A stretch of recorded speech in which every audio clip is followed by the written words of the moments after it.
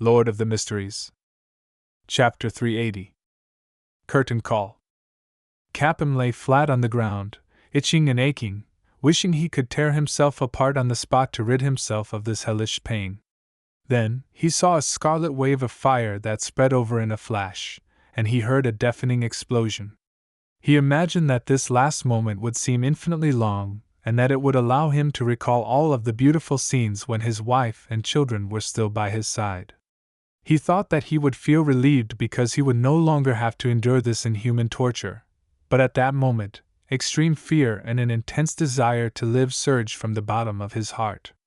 And the so-called memories didn't even flash past his mind before he was overwhelmed by an excruciating pain before being plunged into deep darkness. Boom! The dining room windows were blasted apart, accompanied by countless brick fragments and rubble, as well as the burning tongues of fire that kept reaching outwards. The guards patrolling this area were immediately knocked over. Those who were lucky enough to not get hit had their ears left ringing. Their bodies either swayed, staggered, or fell.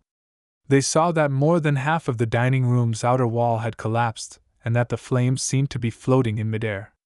The residents of the entire street, and the police officers in charge of the surrounding area heard a loud boom at the same time, leaving them confused and frightened. In the dining room, dressed in black armor and a black crown, Klein stood there, bathing in the red flames and enjoying the strong blasts of the waves without flinching. A lot of the black gases around him had dispersed, and even his spirit body had suffered some damage, but it wasn't serious at all.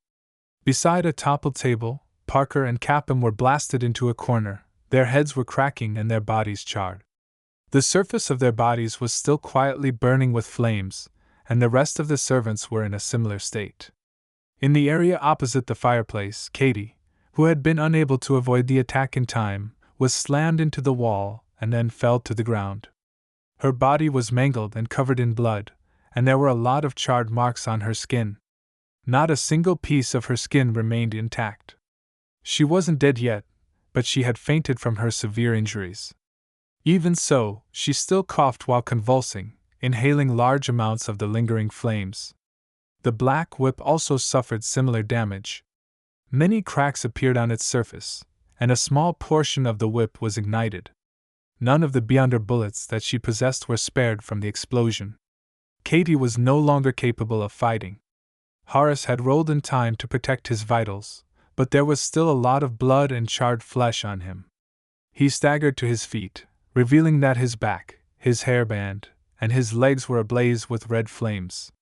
His breathing became more difficult, and his body suffered relatively severe injuries.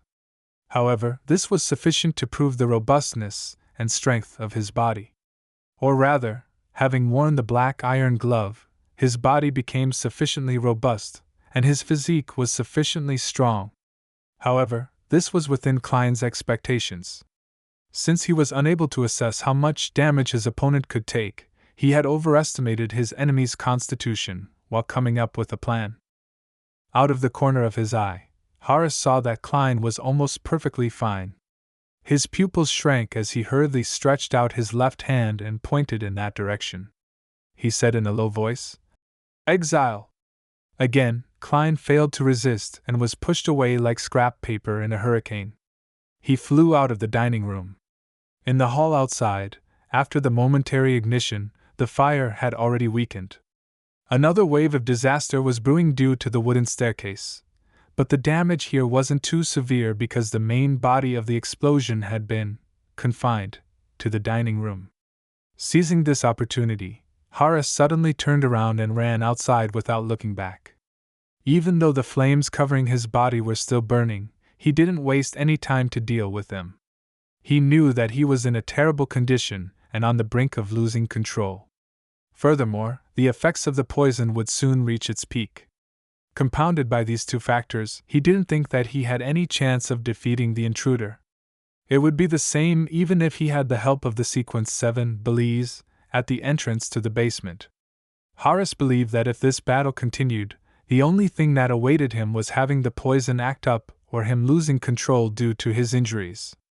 Once he decided to run, he didn't care about Katie, who was still alive, anymore. When Klein, who had just stabilized his body under exile, saw this scene. He immediately raised his head, opened his mouth, and let out a shriek that no human could hear. Hum! Horace felt a wave of dizziness, and his feet paused for a moment. His skin, which was still in relatively good condition, was now covered in dense, translucent blisters. This was an early sign of him losing control. However, he quickly recovered and continued his mad dash, escaping from the lawn of the villa. He's really hard to kill. Klein didn't pursue him, in order to avoid an accident. He remembered that his goal was to rescue the victims, and not to wipe away these degenerate beyonders. More importantly, he had expended a lot of his energy, and had suffered heavy injuries. If he were to give chase, he might not be able to stop Horace's berserk counterattack. Pa! Klein snapped his fingers and fired an air bullet.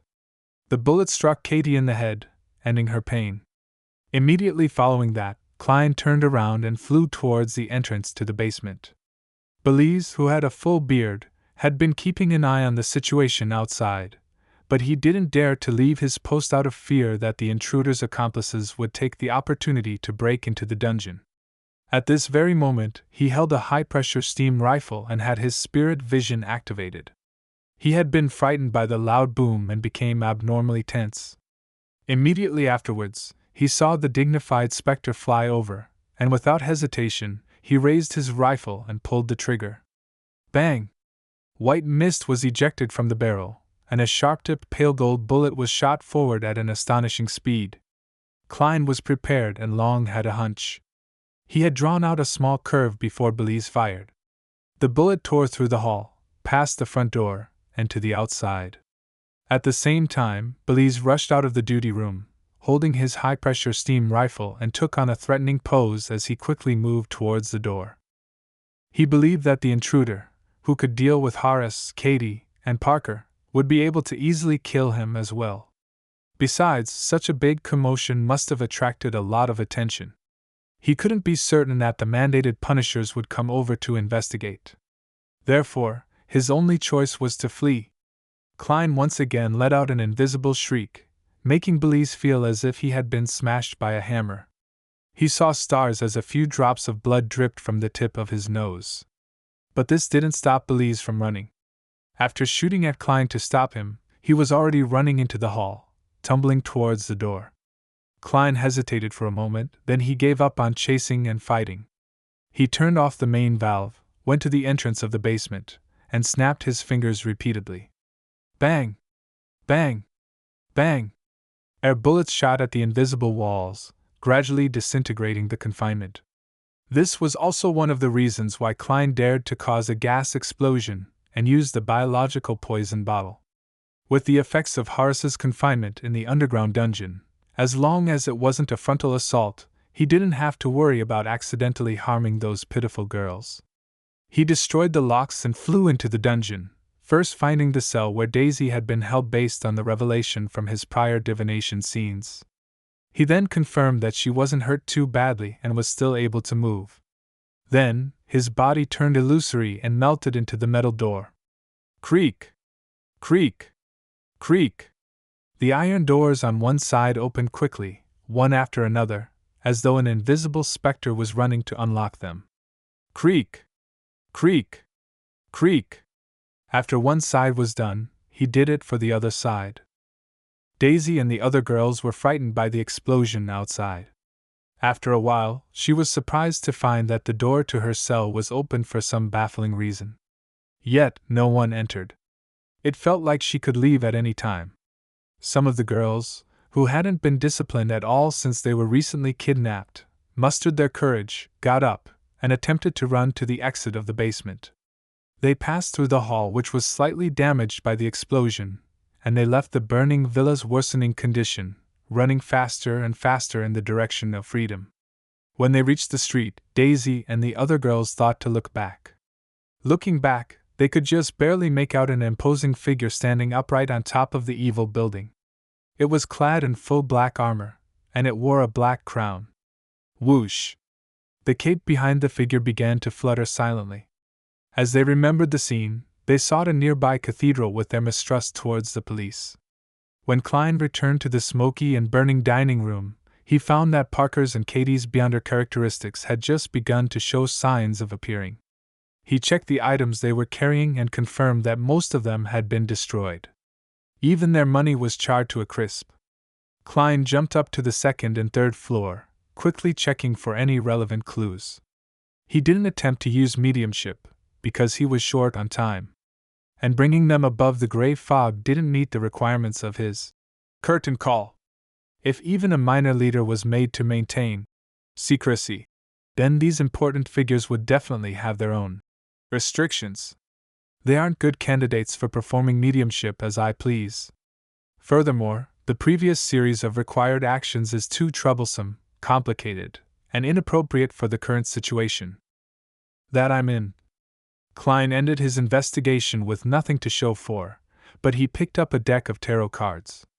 Returning to the destroyed, charred dining room, he took out all the major arcana cards from the tarot card deck and walked over to Capham's corpse. Then, he specially took 2 of them and scattered the rest over Capham's body. When this was done, he covered Capham's eyes with the 2 tarot cards he had specially drawn. They faced up with their main side. By this time, Parker's and Katie's beyonder characteristics had appeared. Tens of seconds later, an illusory door covered with complicated symbols appeared in midair outside the villa. The door opened without a sound, and from it, a handsome man in a crisp suit walked out. He looked to be in his 40s, mature and elegant. He had a pair of golden eyes, and with just one sweep of his face, he locked onto the dining room in the midst of the fire. At this moment, a strong gust of wind blew past, and a figure flew over at high speeds. It was an old man wearing a soft hat. His silver eyes had an abnormal seriousness to them. He was wearing a black robe with the symbol of the Lord of Storms embroidered on it. It was none other than the Cardinal of the Church of Storms, the Archbishop of Backlund, Spellsinger of God Ace Snake. "Why are you here?" Ace asked in a deep voice.